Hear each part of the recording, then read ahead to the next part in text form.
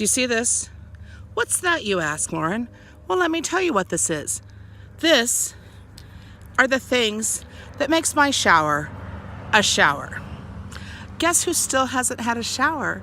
Because when I went to take my shower, I pulled this thing up and it fell off in my hand.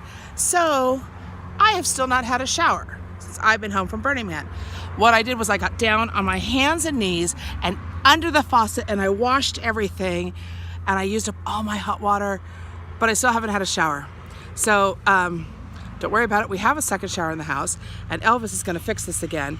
It's just that he's been really busy with his job at the Morris dealing with everybody who's staying there.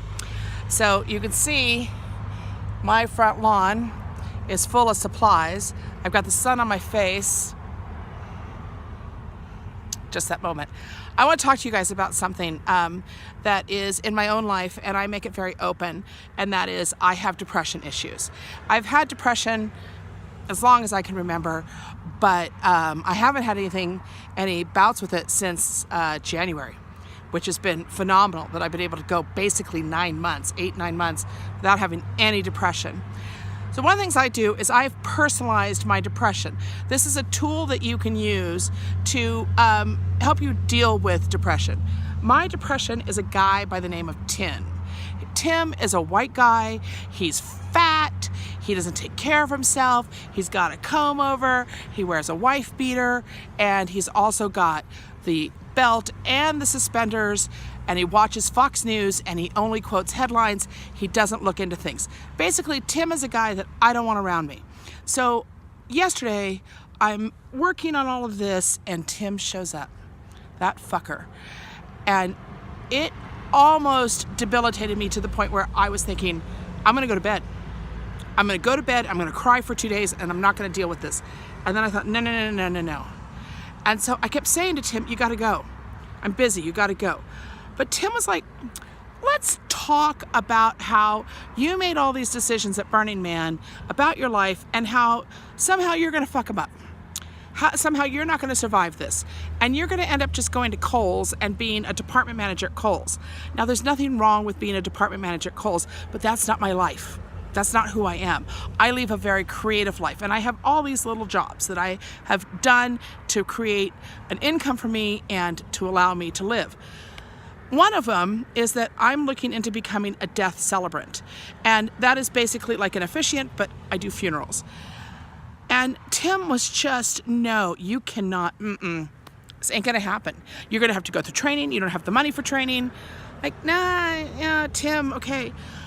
So I ran a bunch of errands yesterday and I texted a bunch of different friends going, hey, wanna meet for dinner? Because I thought I need somebody to help me through this. Talk to me, be that person, help me get rid of Tim. And nobody responded. So I go to this restaurant, to the Golden Flower, and I walk in and the place is packed, absolutely packed. This long waiting line. And all of a sudden, my friend Tammy walks up to me and goes, welcome back to civilization. How was it? And we hug. Would you like to join us? And I go over and I sit with her and 2 of her friends, and the conversation goes towards a friend of theirs who's committed suicide. And Tammy says, I did a welfare check with him 3 days before he died, before he killed himself. And he said, fuck you, leave me alone. And she said, she's beating herself up. She goes, how come I didn't know? How come I didn't know? I should have called him. And their friends were saying, we should have called him. I said, but you did call him. You called him 3 days before. Well, we're shitty friends because we didn't follow up. Like, no, that's not how this works.